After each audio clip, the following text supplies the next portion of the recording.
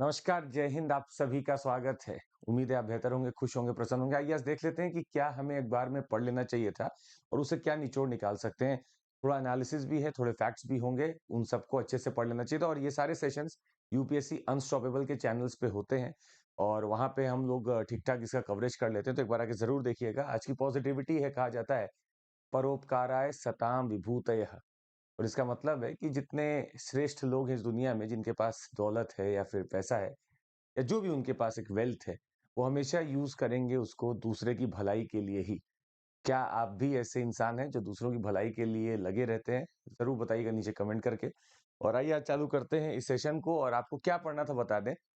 बहुत ज़्यादा न्यूज़ तो नहीं है जो हमारे लिए इम्पोर्टेंट है, पर आइए कुछ चीज़ें तो देख ही लेंगे हम लोग। पहला था tentative Gaza deal reached to free hostages and pause fighting. There is a report that is saying this. तो इज़राइल अब ग्राउंड वॉर भी कर रहा है गाज़ा में फिलहाल घुस के। हमास बैकफुट पे है। तो एक डील कोशिश की जा रही थी रीच करने की जिसमें यूएस भी इन्वॉल्व है, कतर भी इन्वॉल्व है और ये लोग यहाँ पे कोशिश कर रहे हैं कि 5 दिन का एक टेंटेटिव ब्रेक लग जाए ताकि कुछ लोग जो हैं जिनको वहां से निकलना है, इवैक्यूएट करना है, वो चले जाए वहां से। तो इसके ऊपर वर्क किया जा रहा है और इसके बदले में जो हमास ने कुछ पकड़े हुए हॉस्टेजेस उनको वो रिलीज करेगा। तो dozens of hostages would be release now and may be कुछ लोग जो वहां पे इनोसेंट हैं, जो कि हॉस्पिटल्स में फंसे हैं इधर उधर, वो कहीं जा सकते हैं। तो फिलहाल ये वॉर एक अलग ही लेवल पे जा चुका है और लगभग यहाँ पे 12 से 13 हजार लोगों की मौत भी हो चुकी है। पर Israel is not taking a back step even now. जैसे तैसे करके एक प्रेशर बनाया जा रहा है इंटरनेशनल कम्युनिटी द्वारा कि अब धीरे धीरे यहाँ से वापस चलो, नहीं तो फिर थोड़ा इशू भी हो रहा है। सारी एजेंसीज लगभग अब प्रेशर बना रही है इसराइल के ऊपर, पर देखना अब ये है कि आखिर यहाँ पे कैसे अभी लोग टर्न अप करते हैं। But for the time being एक रिपोर्ट आ रही है। हालांकि जब पूछा गया इसराइल के प्राइम मिनिस्टर बेंजामिन नेतन्याहू से, तो उन्होंने मना कर दिया कि ऐसा कुछ भी नहीं है। पर अब ये देखना बाकी है, एक आध दिन में क्लियर हो जाएगा कि आखिर ये क्या करना चाह रहे हैं। दूसरा जो हमें पढ़ना था वो है इंडिया नेबरहुड के ऊपर इंडिया मालदीव्स का रिलेशनशिप। वैसे तो हमने कल भी आपसे पूछा था, आज हम आपसे फिर पूछना चाहेंगे कि क्या मालदीव्स से इक्वेटर पास करता है या नहीं करता है, जरूर बताइएगा नीचे। एक बार ही बार बार इसको देखते रहेंगे ना कि एक चीज है उसको बार बार मैं देखूं तो याद हो जाती है। तो मालदीव्स में जब से मुइज़ू साहब प्रेसिडेंट बन के लौटे हैं और सोलिह साहब को रिप्लेस कर चुके हैं, तो यहाँ पे जैसे ही उन्होंने ओथ वोथ लिया, कल बोला कि देखिए 77 आर्मी पर्सोनल आपके यहाँ पे मौजूद हैं। मैं चाहता हूं कि ये लोग यहाँ से चले जाएं। दूसरा, सारी जो डील्स है हमारे बीच में, वो सबको मैं रिव्यू कर रहा हूँ बैठ के। तो फिलहाल इनका और कोई काम नहीं है, ये सोच रहे हैं यही भारत के साथ जो डील्स है उनको रिव्यू कर लें। ये जीते ही थे इलेक्शन पे, तो उस समय भी कैंपेनिंग में कहते थे कि मैं भारत के खिलाफ ही हूँ, भारत के लोगों को यहाँ नहीं, जो आर्मी पर्सनल है वो यहाँ ना रहे। और ये संबंध वैसे तो खराब करने के लिए आए थे, पर थोड़ा टोन डाउन किए थे इधर बीच।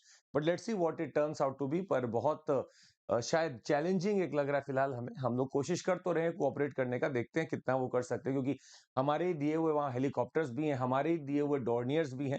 तो सब कुछ हम ही वहाँ दिए हैं, अब हम ऑपरेट नहीं करेंगे तो वहाँ कौन करेगा। तो उम्मीद है वो चाइना की तरफ बस ना चला जाए। यही फिलहाल उम्मीद की जा रही है कि मालदीव्स चालदीव्स ना बन जाए, चाइना की तरफ ना चला जाए। तीसरा जो आज हमें पढ़ना था वो थोड़ा सा एक टेक्निकल है, गवर्नेंस के ऊपर है। Legal experts divided on self regulation provisions on draft broadcasting bill. तो एक ब्रॉडकास्टिंग बिल लगभग काफी चर्चा में चल रहा है और इसके ओटीटी के ऊपर भी इसने रेगुलेशन करने की पूरी जिम्मेदारी ले रखी है। ओटीटी को इसने डिफाइन कर रखा है, प्लस मीडिया के ऊपर भी कुछ ना कुछ अंकुश लगाने की बात कर रहा है। और मेन पॉइंट है ये सेल्फ रेगुलेशन का भी इसमें कॉन्सेप्ट आ रहा है। हालांकि there are some points which are actually controversial और शायद उसके ऊपर अभी वापस से चर्चा की जाएगी। जैसे कि एक छोटा सा पॉइंट यहाँ पे ये है कि जो भी चैनल्स या ब्रॉडकास्टर्स ये लोग रहेंगे, ये सारी चीजों को अपना पब्लिक कर देंगे कि किसने किस कंटेंट को अप्रूव किया है। तो कुछ लोग का ये भी मानना है कि आप जानबूझकर इन नामों को अगर अप्रूव करा देते हैं और इसको लीक करा देते हैं, तो पब्लिक को खास करके पता चल जाएगा कि देखिए इस सब के पीछे कौन है, ये नाम है, ये एड्रेस है। ट्रांसपेरेंसी कई बार बहुत ज्यादा होना भी खतरनाक हो जाती है। तो ये चीज यहाँ पे देखने को मिल रही थी। हालांकि इसका पूरा डिटेल कवरेज आपको मिलेगा यूपीसी अनस्टॉपेबल्स चैनल पे, वहां जरूर आइएगा। और टेलीग्राम पे जो लोग जुड़ना चाहते हैं वो चंद्रमौली SIR डालें, जुड़ जाए। The role of the governor in legislature, very important article, और इसमें बहुत सारे आर्टिकल्स आपको पढ़ने पड़ेंगे। आर्टिकल 153 से लेकर 200 201 आर्टिकल तक है जो हमें पढ़ना है। साथ ही में यहाँ पे कुछ कमीशन हैं, जैसे सरकारिया कमीशन है, पुंछी कमीशन है, नेशनल वर्किंग जो कमीशन का वर्किंग रहा हमारे कॉन्स्टिट्यूशन का, उसके ऊपर भी कमीशन बना वो है। प्लस कुछ शमशेर सिंह केस है।